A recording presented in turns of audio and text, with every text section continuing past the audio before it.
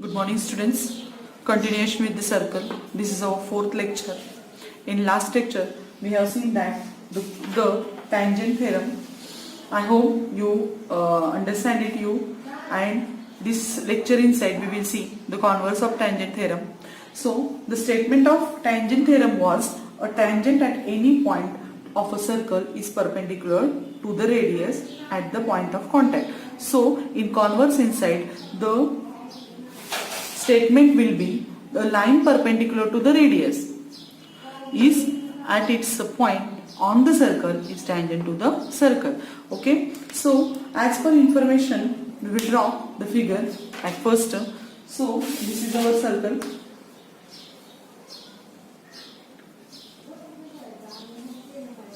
This is our circle and this is the center of the circle. Its name is, we will give, that is M is the center of the circle. Now we will draw the line or tangent here. This is the line, okay, and it touches the circle at point N, and through this point N we will draw the radius to the circle. So Mn is the radius and N is the point of contact in between the line L and the radius Mn. Okay. So a line perpendicular to the radius at its point on the circle is a tangent to the circle. Okay, that we have to prove. So first of all, Mn is the radius, line L is there. So to prove this, we will do some. We will take point P on line L and we will draw the line MP. Okay, we will write the given at first.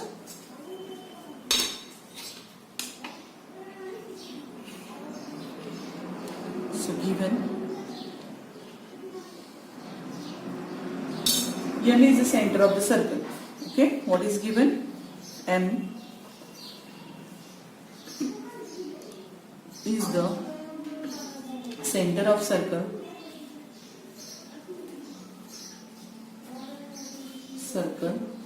Say Mn and this Mn is a radius.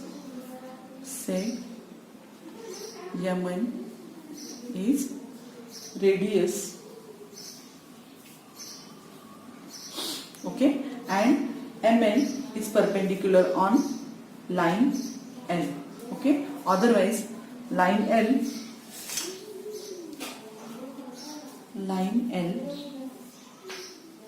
is perpendicular on Mn. Say Mn, N, Mn at point P, at point N. Okay, that is given. A line perpendicular to a radius at its point means this Mn is perpendicular on line L. Okay, so we have to show that line L is a tangent. So to prove inside what will come? To prove inside L is a tangent to the circle. Line L is tangent to the circle. Okay, now after that we will move towards the proof. Okay, so to prove this we have to recall the theorem, that is, if it is a right angle triangle, then hypotenuse is the longest side of the triangle. If it is a right, means triangle MNP is a right angle triangle, then hypotenuse means MP is greater than MN also and it is greater than NP also, means it is the longest side of the triangle. That we must know. Then afterwards we will prove this. Take point P. We have to take point P. Take point P other than N. We have to take point P which is other than N. point P other than N, and where we have to take? On line L only, on line L. Okay, and join MP or draw MP.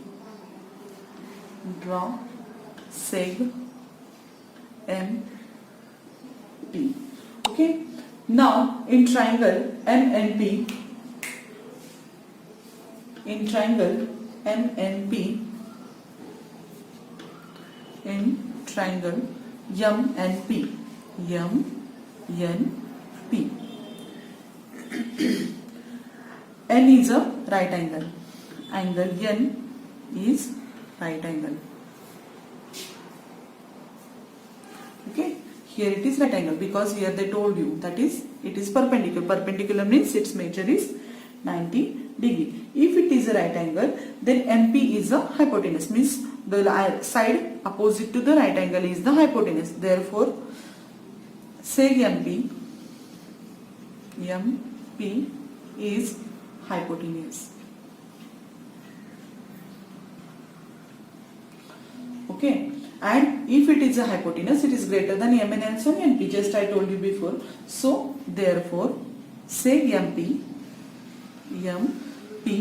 is greater than seg MN. Okay, this MP is greater than MN.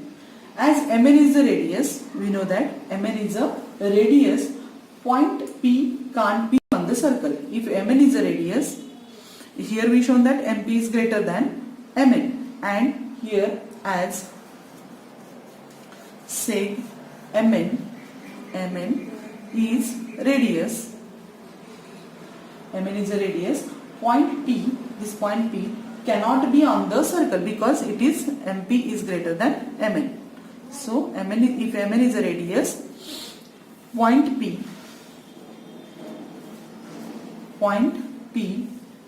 can't be on the circle, okay. So, and no other point except if you take, instead of this point P, if you will take point here near anywhere, if you take here, then it is greater than MN. Okay, wherever you just take point P. Suppose I took it here, and if I join this, okay, then it is also greater because hypotenuse is always greater than the remaining two sides. If I will draw somewhere near to this, then also what happens? This side is hypotenuse is greater than the other two sides. So MN is a radius and point P can't be on the circle. Therefore, no other point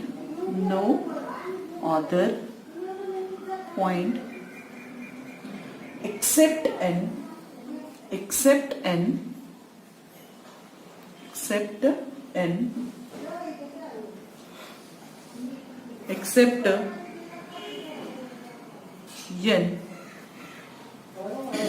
of line L on the circle, of line L is on the circle. Okay, so therefore line L intersect the circle in only one point, that is N. Therefore line L intersects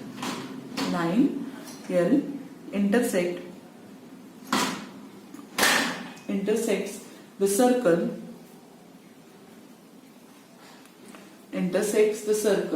in only one point,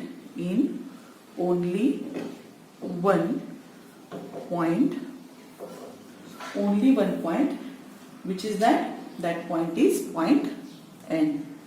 Okay, now therefore line L is the tangent to the circle. In this way we show that line L is tangent to the circle. Okay, according to definition of the tangent, we can show that line L is the tangent to the circle. So for that, this is also theoretical, little bit theoretical. This part is there, theoretical part is there in this. So the line perpendicular to the radius at its point of the circle is tangent to the circle. To show that, we have to first of all take point P or any point you take L or point on line L, and it is, if you are taking any point it, if suppose it is P, then MP is always greater than the MN also and NP also. Okay, and by using this property we show that N is the only one point, N is the only one point on the line L which is on the circle and line, and that's why it is a tangent to the circle. In this way we show that. After that we will see the activity. Now here in the figure you see the two circles I drawn here. So in first circle inside I draw this is A is the center of the circle. This A is the center of the circle, and the same this is also the circle with center A. Okay, if you see this point C is interior of the circle. This point C is interior of the circle. B is on the circle and D is exterior on the circle. So what we have to discuss inside it, that you just tell me, we can draw the tangent to this circle from point C. Can we draw the tangent to the circle from point C? If you think about it, you will understand that we cannot draw the tangent for the circle from point C, because if you draw, then you will see that if passes from this point C, it touches the circle at 2 points. These 2 points are there, and if it touches to the circle in 2 points, then it is not a tangent, it is a secant. Okay. Now the second question is that, can we draw the tangent to the circle from point B, and if yes, then how many? That is the question. So if yes, then we can draw the tangent to the circle from point B. Suppose this is the radius, and just before I told you what is a tangent, it is the point of contact in between the radius and the line, and AB is perpendicular on B. So if point lies on the circle, then we can draw the one tangent to the circle. How many tangents we can draw? Only one tangent we can draw to the circle. Now suppose this point D is there, we will see here. This point D is outside the circle. This is the center, and this point D is outside the circle. So how many tangents we can draw to the circle from point D? So if you draw it, you will understand that if I will draw this line here, I will extend it little bit, and this is another tangent if I will draw from here to the circle. So if you see this, you will understand that if point is exterior to the circle, then we can draw how many tangent to the circle? We can draw the 2 tangents to the circle, and from this we understand that if point lies inside the circle, first condition, if point is inside the circle,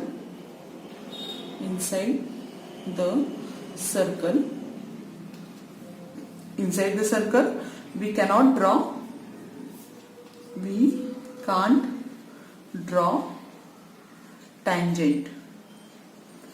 Okay, any tangent to the circle. If point is on the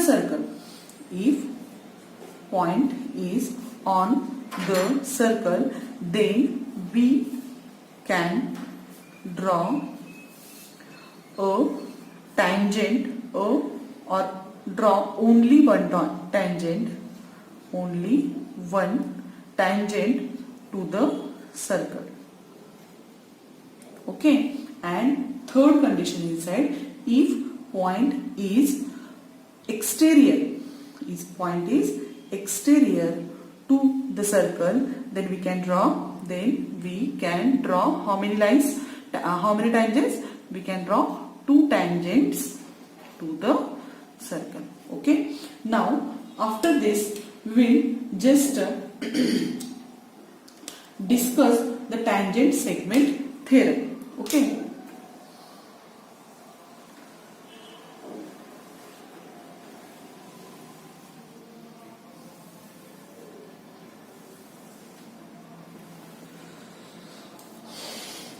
So here in your textbook the activity is given.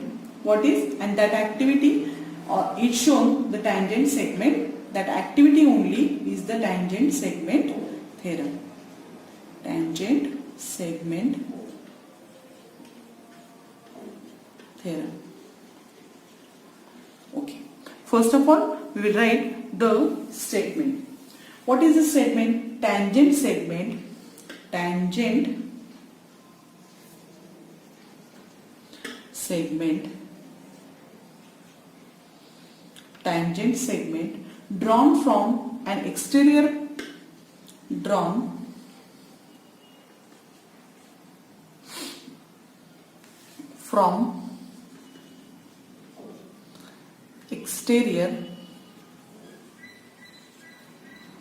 point to a circle,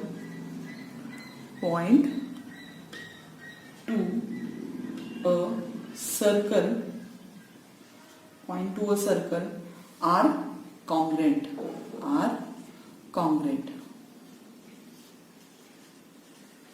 So as per information, we'll draw the figure at first. So suppose this is our circle. And this is the center of the circle A. Okay. Now I will take point D. Just now we saw this figure. From this point D, I will draw the tangents. Here they told you that exterior point. So point D is exterior. Okay. And if I will draw it here, it touches the circle. If I draw this, it touches the circle at point P. And this side, if I will draw the line, it touches the circle at point Q. Okay, and this is the point D. Now what we have to show? We have to show that PD is equal to QD. Okay, the tangent segment drawn from the exterior. So this is the tangent, which is segment. Which segments are there? PD and QD. These two are the segment drawn from the exterior point. So which is that exterior point? Point D to the circle. Means this is a circle. Are congruent. Means this PD is equal to QD. We have to show. Okay. So first of all, we will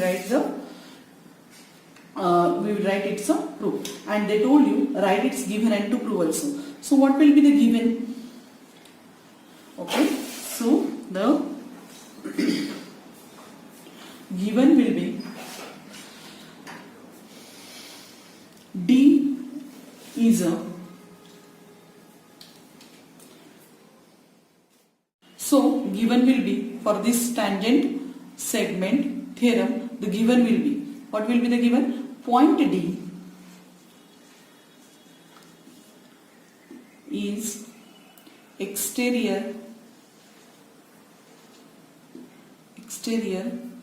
to the circle with center A, and PD and QD are the tangent segments.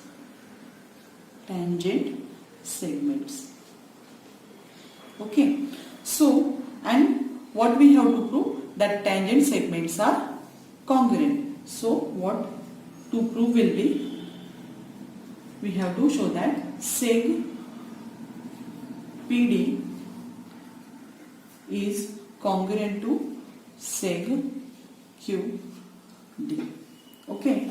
So it is actually very easy, and for that what we have to do? We have to join the center of the circle and the point, exterior point of the circle. Okay. And after that what we have to do? Again we have to join this PA and the QA.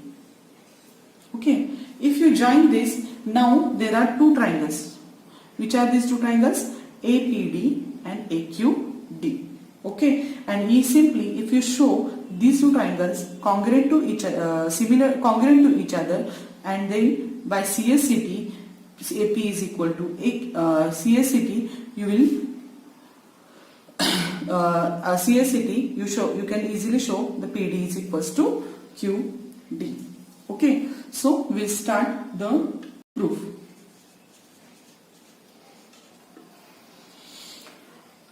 So first of all, we will take the triangle PAD.